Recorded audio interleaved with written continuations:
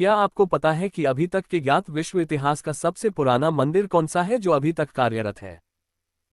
बिहार के कैमूर जिले के भभुआ रोड रेलवे स्टेशन से 22 किलोमीटर की दूरी पर स्थित है मां मुंडेश्वरी देवी मंदिर। यह मंदिर पम्बरा पहाड़ी पर 608 फीट की ऊंचाई पर स्थित है। ये भगवान शिव और माता शक्ति को समर्पित है। ये भारत के सर्वाधिक प्राचीन व सुंदर मंदिरों में एक है। भारत के पुरातत्व सर्वेक्षण विभाग द्वारा संरक्षित मुंडेश्वरी मंदिर के पुनरुत्थान के लिए योजनाएं बनाई जा रही है और इसके साथ ही इसे यूनेस्को की लिस्ट में भी शामिल करवाने के प्रयास जारी हैं।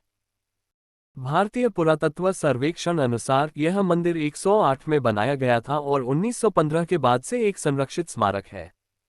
मुंडेश्वरी मंदिर से प्राप्त शिलालेख के अनुसार माना जाता है कि उदयसेन नामक क्षत्रप के शासनकाल में इसका निर्माण हुआ। मुंडेश्वरी मंदिर की प्राचीनता का महत्व इस दृष्टि से और भी अधिक है कि यहाँ पर पूजा की परंपरा 1900 सालों से अविच्छिन्न चली आ रही है और आज भी यह मंदिर पूरी तरह जीवंत है। बड़ी संख्या में भक्तों का यहाँ आना जाना लगा रहता है। मंदिर परिसर में विद्यमान शिलालेखों से इसकी ऐतिहासिकता प्रमाणित होती है। इस मंदिर के बारे में यहाँ पर स्थित शिलालेखों में इसका ऐतिहासिकता बताई गई है। इसके अनुसार 1938 से लेकर 1904 के बीच ब्रिटिश विद्वानों आर.एन. मार्टिन, फ्रांसिस बुकानन व ब्लॉक ने मंदिर का भ्रमण किया। ब्लॉक ने 1903 में मंदिर परिसर के शिलालेख का एक खंड प्राप्त किया। इसका दूसरा खंड 1892 में खोजा गया। 1790 में दो चित्रकारों थॉमस एवं विलियम डैनियल ने इस मंदिर का चित्र बनाया। चित्र पटना संग्रहालय में सुरक्षित है। 1878 में विलियम हंटर ने बंगाल सवे में इसकी जानकारी दी।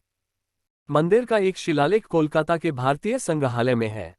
पुरातत्वविदों के अनुसार यह शिलालेख 349 से 636 के बीच का है। इस मंदिर का उल्लेख कनिंघम ने भी अपनी पुस्तक में किया है। उसमें स्पष्ट रूप से उल्लेख है कि कैमूर में मुंडेश्वरी पहाड़ी है, जहां मंदिर ध्वस्त रूप में विद्यमान है। इस मंदिर का पता तब चला जब कुछ गरीब पहाड़ी के ऊपर गए और मंदिर के स्वरूप को देखा।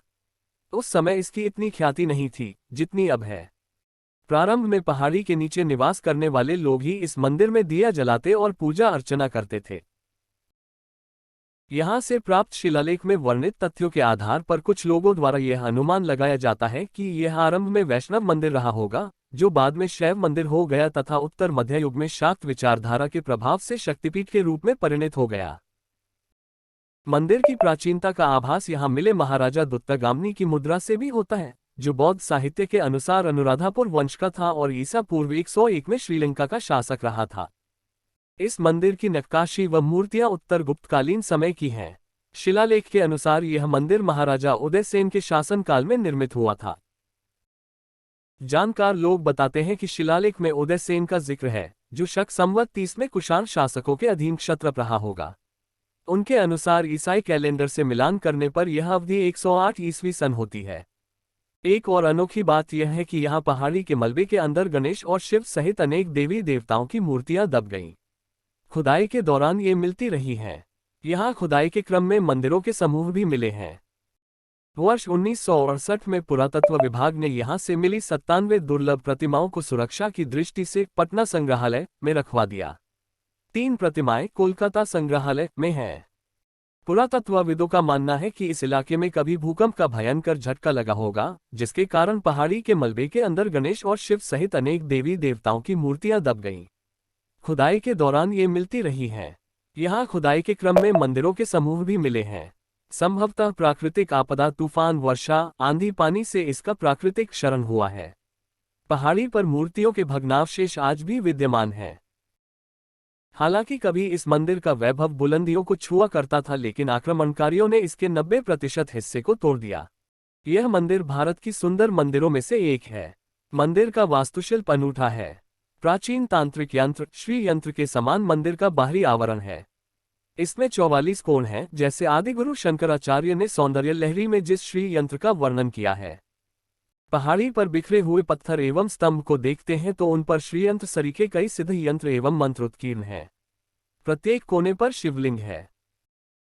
ऐसा लगता है कि पहाड़ी के पूर्वी उत्तरी क्षेत्र में माता मुंडेश्वरी का मंदिर स्थापित रहा होगा और उसके चारों तरफ विभिन्न देवी देवताओं के मूर्तियां स्थापित थीं। खंडित मूर्तियां पहाड़ी के रास्ते में रखी हुई हैं या फिर पटना संग्रहालय में हैं। जैसा कि शिलालेख में उल्लेख है कि यहाँ का स्थान एक गुरुकुल आश्रम के रूप में व्यवस्थित था।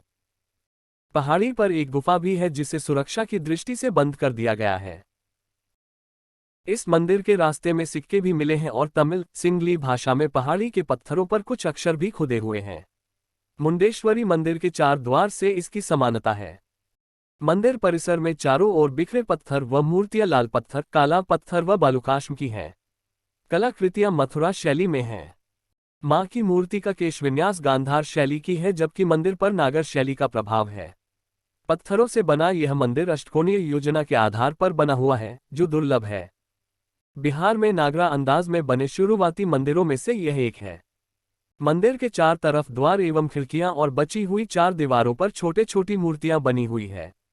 मंदिर के शिखर को नष्ट कर दिया गया है, जबकि छत का निर्माण मंदिर का नवनिर्माण करते समय किया गया। मंदिर की आंतरिक दीवारों पर फूलदान और पत्ते के आकार की नक्काशी की गई है। मंदिर के प्रवेश द्वार को द्वारपाल, यमुना, गंगा और दूसरी बहुत सी मूर्तियों से सजाया गया है। मंदिर में स्थापित की गई मुख्य मूर्तियों में देवी मुंडेश्वरी और चतुर्मुख शिवलिंग है। साथ ही वहां असाधारण डिजाइन के 2 पत्थर के पात्र है। भले ही मंदिर के बीच में शिवलिंग का निर्माण किया गया हो, लेकिन फिर भी मंदिर की मुख्य मूर्ति में देवी मुंडेश्वरी शामिल है। 10 हाथों की इस देवी को महिषासुरमर्दिनी के नाम से भी जाना जाता है। मंदिर में कुछ प्रसिद्ध हिंदू देवता जैसे गणेश, सूर्य और विष्णु की भी मूर्तियां हैं।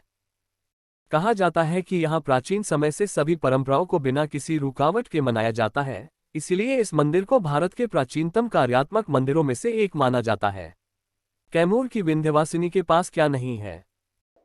देश का सबसे पुराना कार्यरत मंदिर, अद्भुत नागर शैली वास्तुकला और मैजेस्टिक मुंडेश्वरी पहाड़ी में देवी मुंडेश्वरी का निवास। परंतु 2000 साल पुरानी सभ्यता के साथ टूरिज्म, हेरिटेज, नेचर सब कुछ है।